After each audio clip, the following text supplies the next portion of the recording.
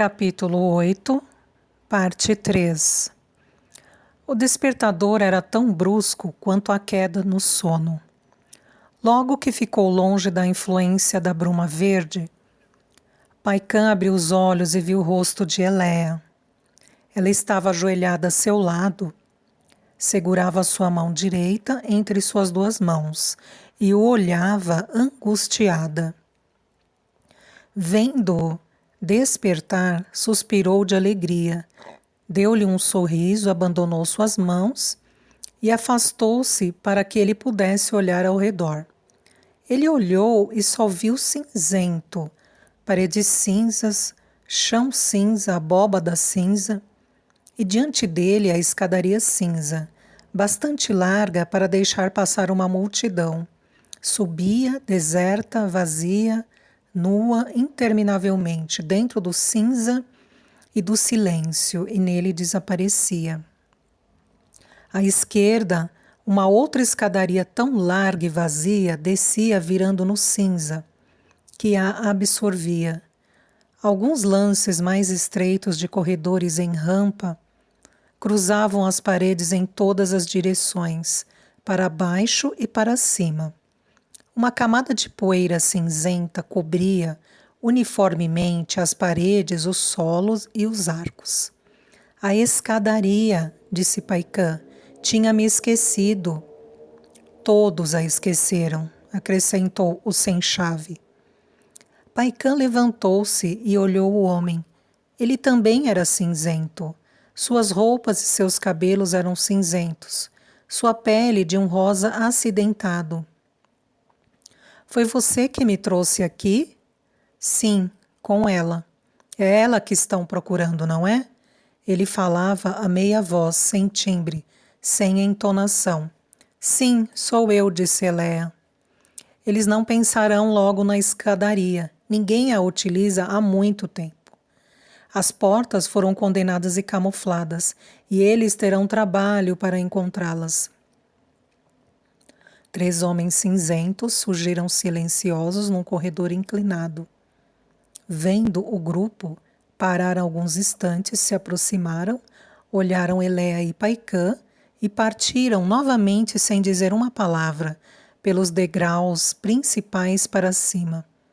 Era um pouco de cinza se movendo no cinza móvel. Tornavam-se cada vez menos visíveis, cada vez menores em direção ao alto. Cinza sobre cinza, indiscerníveis. De repente foi possível adivinhá-los, porque um deles, em vez de continuar em frente, deu um passo para o lado. Um ponto cinza que mexia sobre cinza, depois mais nada que o cinza que não se mexia. Seus pés, sobre os degraus, haviam esmagado a poeira, sem deslocá-la. Ela se reagrupava lentamente atrás deles, apagando o vestígio dos seus passos, de sua passagem, de sua vida.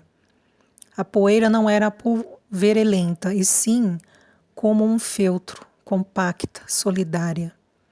Uma espécie de tapete arejado, frágil e estável, era o forro destilado do avesso do mundo. Se você quiser subir até a superfície, disse o homem, com sua voz que era apenas suficientemente forte para que o ouvissem, tem 30.000 degraus. Será necessário 1 dia ou 2.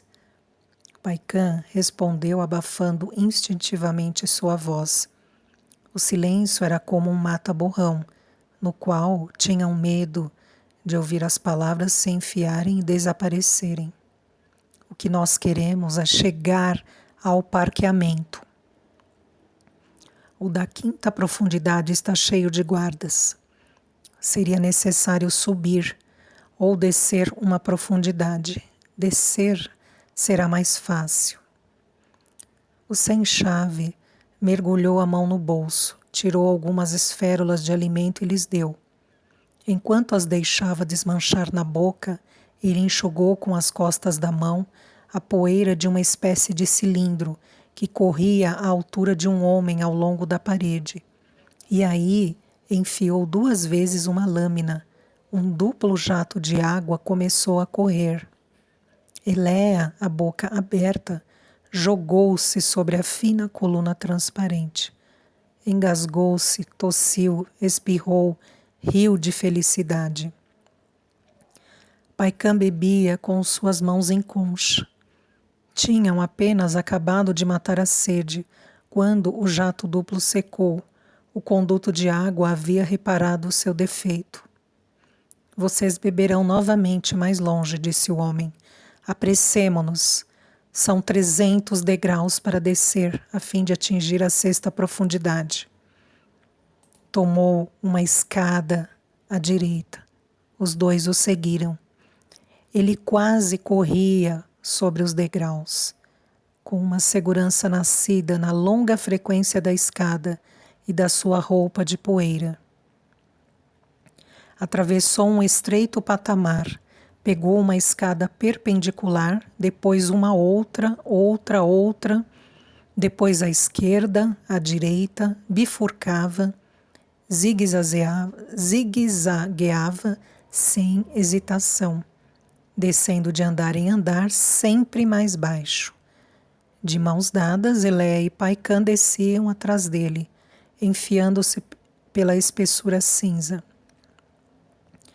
Às vezes encontravam, cruzavam ou ultrapassavam outros sem chave silenciosos, que caminhavam sem pressa, sozinhos ou em grupos pequenos. O complexo da escadaria era seu universo. Esse corpo abandonado, esvaziado, esse esqueleto oco, vivia da presença furtiva deles. Haviam feito aberturas clandestinas e reaberto portas desconhecidas no subsolo. Aqueles homens viviam no mundo do barulho e da cor, o tempo necessário para encontrar o indispensável, pela mendicidade ou pelo roubo. Depois voltavam a penetrar no interior cinzento, do qual eles haviam pouco a pouco assimilado a cor. A poeira do chão engolia o barulho dos passos, a dos muros o barulho das palavras. O silêncio que os cercava penetrava neles e os fazia calar. Atordoados, correndo, saltando degraus, Eleia e Paikam seguiam seu guia, que se afundava cada vez mais. O homem lhes explicava tudo em algumas palavras, pedaços de frases, apenas falados, quase segredados. Falava da fome, quando as pessoas da cor não queriam dar, então ficavam reduzidos a comer os pássaros redondos. Mostrou um diante deles que se escondeu. Era gordo, como uma mão fechada, cinzento e não tinham asas. Para atravessar um patamar, corria a toda pressa, sobre suas pernas magras. Chegado ao alto dos degraus, atirou-se, escondeu a cabeça e as patas sob as plumas e rolou, caindo como uma bola até embaixo. Viram muitos outros que bicavam o chão e arrancavam com a ponta do bico alguns vermes cinzentos que habitavam a galeria dentro da camada de poeira e se alimentavam dela. Eleia conservava suas forças e seu fôlego, mas Paikam teve que parar. Descansaram alguns instantes, sentados embaixo de um lance de degraus. Num canto do patamar brilhava uma pequena chama. 3 silenciosos agachados assavam pássaros redondos, que seguravam pelas patas acima de um fogo de poeira. O cheiro horrível da carne assada chegou até eles, e Paikam ficou de coração apertado. Continuemos, disse ele. No momento em que se levantava, o barulho de 2 golpes ressoou numa das paredes. Os 3 silenciosos fugiram levando suas presas meio cruas. Um fragmento do muro voou em pedaços. Rápido! Disse o sem-chave. Eles a encontraram, é uma antiga porta. Empurrou-os na sua frente para cima. Voltaram a subir o lance de degraus 4 a 4. No patamar, um pedaço do muro desmanchou-se e os guardas verdes entraram. Os 3 fugitivos corriam a toda velocidade por um corredor em rampa, enxotando um bando de pássaros redondos que rolavam, e que, para aumentar sua velocidade, botavam as patas para fora e se atiravam de novo, cada vez mais rápido, sem um pio de medo, redondos, rolantes, silenciosos e cinzentos. Do fundo do corredor, diante deles, ergueu-se a voz de Coban. Estava abafada, desencarnada pelos feltros da poeira, parecia próxima e vir, extenuada, do fim do mundo. Escute, Eleia, sabemos onde você está. Você vai se perder, não se mexa. Iremos encontrá-la, não se mexa, o tempo urge. A marcha surda dos guardas vinha da frente deles, por trás deles, acima deles. O sem-chave parou. Eles estão em todos os lados, falou. Paikan enfiou a mão na sua arma. Espere, disse o homem. Ajoelhou-se, fez um buraco com as mãos no tapete de poeira, colou seu ouvido ao solo e escutou. Ergue-se com um salto. Sim, atire aí. Veio refugiar-se atrás de Paikan e mostrou o solo desnudo. Paikan atirou, o solo tremeu. Nuvens de poeira voaram pelo corredor. Mais forte! Paikan atirou de novo. O solo se abriu gemendo. Saltem!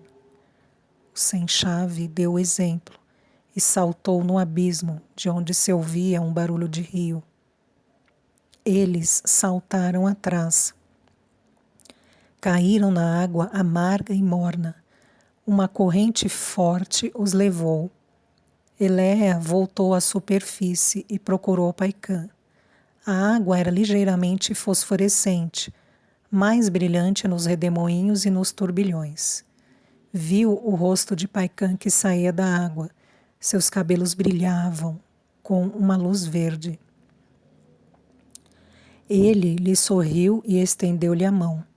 O teto em rampa afundava-se na corrente, que corria como por um sifão.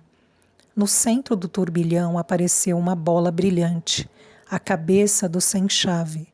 Ele ergueu a mão, fez sinal de que mergulhava e desapareceu. Eleia e Paikan começaram a rodar sobre si mesmos e foram aspirados pela profundidade, mão na mão, pernas largadas, sem peso.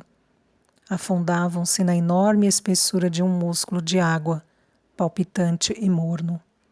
Caíam a uma velocidade fantástica. Giravam, estendidos em volta de suas mãos unidas. Faziam viradas que os jogavam contra as paredes forradas por milhares de pequenas raízes. Emergiam no cimo de uma curva. Respiravam, aspirados, carregados sempre mais para baixo. A água tinha gosto de podridão e de sais químicos. Era o grande lago corrente, oriundo do lago da primeira profundidade. À saída do lago, ele atravessava uma máquina imóvel, que lhe acrescentava os alimentos reclamados pelas plantas. Descia em seguida de andar em andar, nas paredes e nos solos, e banhava as raízes de todas as vegetações enterradas. A queda vertical terminou por uma curva larga e uma subida que os atirou no meio de um geyser de bolhas fosforescentes. Encontraram ar na superfície de um lago que corria lentamente para um pórtico sombrio. Uma quantidade de colunas retorcidas, umas largas como 10 homens, outras finas como um punho de mulher, desciam do teto e se enfiavam na água, onde se ramificavam e desabrochavam. Era um polvo brilhante de raízes. Sobre uma delas, tortuosa, estava o sem-chave, gritou-lhes: subam, rápido! Eleia ergueu-se até a altura de um tronco quase horizontal e puxou Paikan, sobre quem o cansaço pesava. A água brilhava e corria sobre as longas serpentes vegetais, com um barulho de carícia. Do pórtico sombrio vinha de tempos em tempos o barulho surdo de redemoinhos mais fortes. Uma claridade pálida subia da água, corria pelas raízes, fria, viscosa, verde. De todas as partes do lago, pontas redondas luminosas, de um rosa vivo, corriam em direção ao redemoinho, deixado pelos 3 fugitivos. Formou-se pouco depois, abaixo deles, uma ebulição frenética de claridade rósea. De tempos em tempos, algumas dessas gotas vivas saltavam para fora da água, como faíscas, tentando colar-se às pernas nuas, que pendiam para fora do seu alcance. Eram peixes minúsculos, quase cortados em 2 por sua boca aberta. Os peixes amargos, disse o sem-chave, se eles lhe mordem, comem tudo, até os ossos. Eléa estremeceu. Mas normalmente o que é que eles comem? Raízes mortas e todos os restos que a corrente traz são limpadores. Quando não há mais nada, se comem entre si. Virou-se para Paikã, bateu no teto, que se encostava na sua cabeça e disse: Parqueamento! As raízes que mergulhavam no lago eram as da floresta do parqueamento da 6ª profundidade. Paikã ergueu sua arma e atirou entre 2 raízes. Uma parte do teto caiu. Pela brecha, uma árvore gigante desceu lentamente. Seus galhos seguravam um aparelho no qual se agitavam 2 silhuetas claras. Ele caiu no lago, e a árvore inclinada afundou-se e o manteve embaixo da água. Era um barco de intervenção da polícia do concelho, ocupado por 2 guardas brancos. Num relâmpago cor-de-rosa, os milhões de peixes lenticulares caíram sobre eles e os atacaram pela parte descoberta de seu rosto. Entraram pelos olhos para dentro das suas cabeças e pelo nariz, para o peito e para o ventre. O aparelho encheu-se de água vermelha. Seguidos pelo sem-chave, Eléa e Paikã subiram pelas raízes e galhos e tomaram pé no solo do parqueamento. Os estudantes aí lutavam uma batalha sem esperança com os guardas brancos. Tinham encontrado num engenho cargueiro bloqueado pela guerra barras e bolas de ouro que deviam servir para edificar sobre a lua máquinas e móveis. Bombardeavam os policiais e corriam escondendo-se atrás das árvores e dos aparelhos. Eram armas irrisórias. Às vezes uma delas atingia o alvo e quebrava um crânio num lampejo de ouro, mas a maior parte não atingia o alvo. As filas de policiais avançavam entre as árvores como serpentes brancas e atiravam. Colhiam os estudantes em plena corrida e os jogavam, deslocados, contra os troncos ou nas folhagens. Os galhos estalavam e caíam. Aparelhos ficavam despedaçados. Todos os pássaros do parqueamento haviam abandonado a floresta e voavam sobre a abóbada em círculo aloucado, acompanhados de pios de pavor. Apresentaram a imagem do conselheiro militar, de cabelos negros trançados, que anunciava a recusa do governo emissor em enviar um ministro a Lamós. Convocava todos os seres de Gondawa para se apresentarem ao seu posto de mobilização. A imagem sinistrada do homem magro apagou-se. Reapareceu um pouco mais longe e recomeçou seu anúncio. Acima da entrada das 12 ruas, uma imagem de Eléa girava. Um quarto para a esquerda, um quarto para a direita, à esquerda, à direita. A universidade procura esta mulher. Eléa 3190791. Vocês a reconhecerão por causa dos seus olhos. Nós a procuramos para salvá-la. Eléa, assinale sua presença com sua chave. Na extremidade de uma pista, Perto da torre de voo, uma pequena multidão havia bloqueado um aparelho de forma oblonga, inusitado em Gondawa. Um cidadão de Lamós, que o ocupava, dele foi arrancado violentamente. Gritava que não era um emissor, que não era um espião, que não era um inimigo. Mas a multidão não compreendia a língua Lamós. Via as roupas diferentes, cabelos curtos, o rosto claro e gritava: espião, morte! Começaram a bater. Os estudantes voaram em socorro do homem. Os guardas brancos os seguiram. O Lamós estava machucado, rasgado, em frangalhos, completamente amassado pelos pés da multidão enraivecida. Os estudantes furiosos berravam contra o horror e contra a bobagem. A multidão louca gritou: estudantes, espiões, vendidos, morte! A multidão, em fúria, rasgou as roupas dos estudantes, arrancou-lhes os cabelos, as orelhas, os seios, os sexos. Os guardas brancos atiraram, limparam todo o local, todo o canto, todo o mundo. O sem-chave deu um sorriso triste, fez um gesto de amizade aos seus 2 companheiros e afastou-se em direção das 12 ruas. Eléa e Paikã apressaram-se para o lado de uma região mais calma do parqueamento. A segunda fila de aparelhos de longa distância estava quase deserta, em calma. Um desses aparelhos que acabara de descer procurava vaga. Parou, pousou, a porta abriu, um homem apareceu. No momento de descer, estancou, surpreso, para escutar os gritos de violência e o choque surdo das armas. As árvores o impedem de ver, mas o tumulto chegava até ele.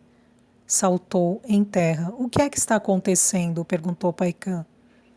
Este, como resposta, ergueu para ele sua mão esquerda enluvada da arma branca e com a mão direita arrancou-lhe a arma e jogou-a longe. Suba outra vez, rápido! Compreendendo cada vez menos, o homem obedeceu. Paikã o fez sentar, legou-lhe a mão e enfiou sua placa na chapa elástica. Espera interminável num instante de silêncio. Depois, bruscamente, o mostrador palpitou. Paikã deu um profundo suspiro e com sua mão direita fechou a boca do homem. Destino? Perguntou o emissor. Lamós, primeiro parque. Houve um pequeno ronronar seguido de um estalo.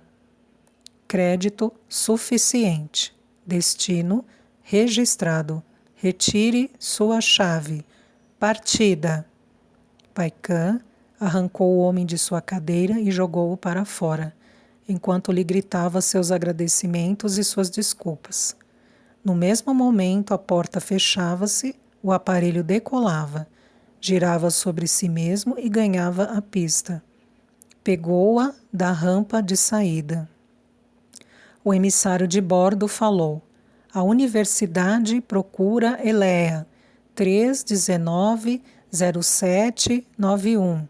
Eléa, assinale-se com sua chave.